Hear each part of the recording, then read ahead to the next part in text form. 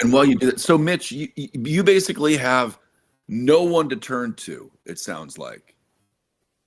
No, I've used all my money. I've used every cent I have trying to pay for attorneys that don't get anything done. They get paid.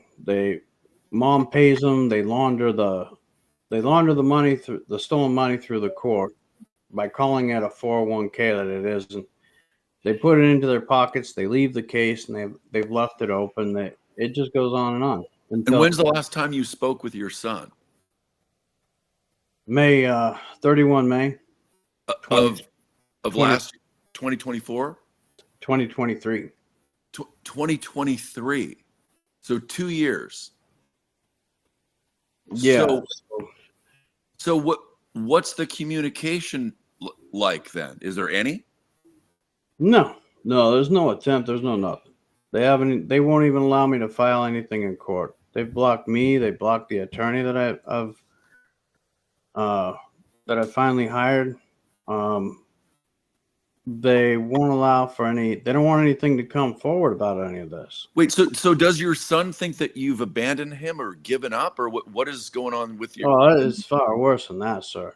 It's far worse than that. So when we go back to the date of that hearing, 4/25/2023, where she gets this order, we now looking at the records, my criminal record, it clearly shows that the judge reported in that hearing. She reported, and they got a criminal protection order against me on that day, claiming that I was threatening the judge's life in that hearing. Now, clearly, there's absolutely nobody can look at that and say that I was disappointed. I definitely didn't agree with the judge.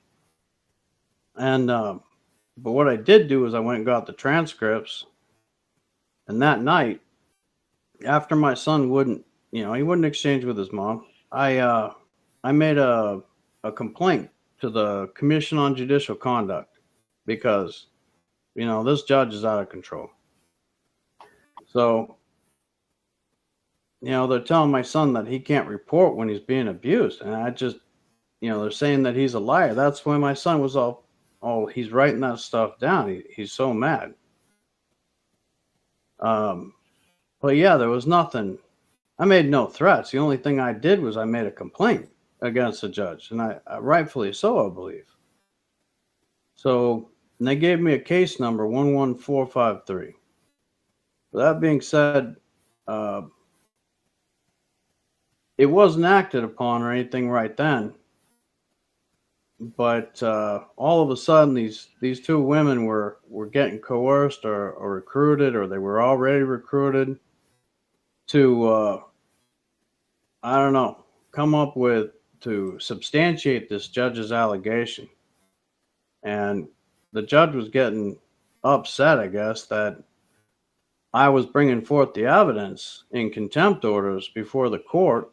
It was due on 5 June. So they knew I was bringing this stuff forward when, these three women and my ex and the judge, they got together on the 31st and made up this elaborate, these elaborate things. I'm the head of a biker gang.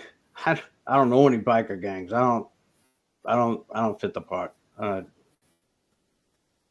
I've never talked to a biker gang in my life, as far as I know.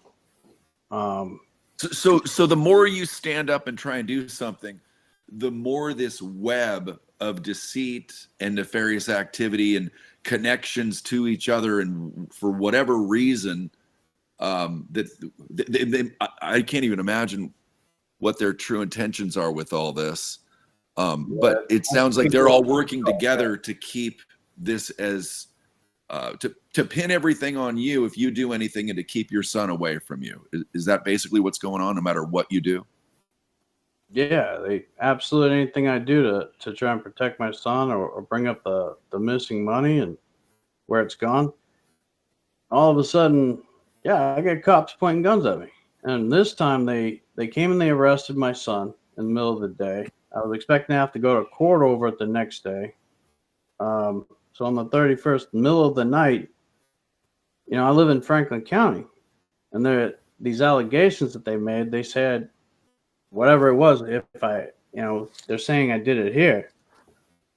But yeah, they made a call and a deal with the Franklin County Sheriff to allow them, Benton County Sheriff, to come here with 8 squad cars, surround my home, have guns out in the middle of the night to arrest me. So they did. Yep. And they drugged me over. They kidnapped me on over to Benton County, where by the 5th of June, when I'm supposed to be presenting all this stuff, they have a bail hearing for me that they wouldn't let me attend.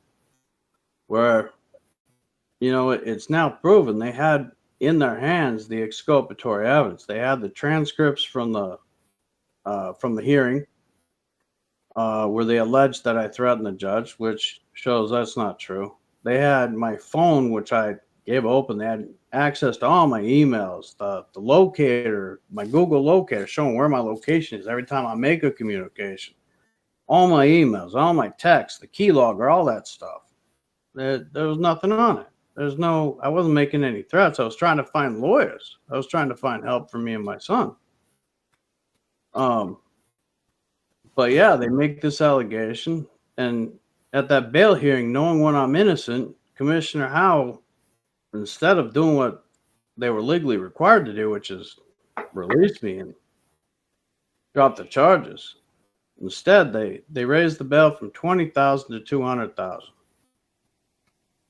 and they kept me in jail for another 90 some odd days or 87 days, where they didn't let me have a lawyer for most of that time.